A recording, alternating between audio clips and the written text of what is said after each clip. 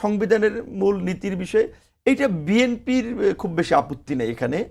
আপনার যেটা সংস্কার কমিশন অন্যদের আলাপ আলোচনার সাপেক্ষে যে একটা আলোচনার জন্য আপনার লাইন ঠিক করেছিল যে সাম্য, মানবিক মর্যাদা, সামাজিক সুবিচার এবং গণতন্ত্র, এই 4টা জায়গাতে অনেক দলই একমত পোষণ করছে। যদি এখানে আবার বলা চলে, বলতে পারেন কিছুটা বামপন্থী দল, কিছু ডানপন্থী দলের একটু মতনৈক্য তৈরি হচ্ছে, যে তারা অনেকেই বলছে যে, কেউ কি বলছে যে এই সাম্য, মানবিক মর্যাদা, সামাজিক সুবিচার, গণতন্ত্রের পাশাপাশি ধর্মীয়, আমরাও প্রস্তাব করেছিলাম সম্প্রীতি এবং আপনার ধর্মীয় স্বাধীনতা, কেউ কি বলছে ধর্ম নিরপেক্ষতা, সমাজতন্ত্র, এইখানে বিএনপির খুব বেশি বিরোধ নাই বা অন্যদেরও নেই। এইখানে বাম ডানের একটু মতনৈক্য হচ্ছে। কিন্তু আমরা যেটা বারবার বলছি যে 100% ঐক্যমত কিন্তু শেষ পর্যন্ত অনেক ইস্যুতেই তৈরি হবে না।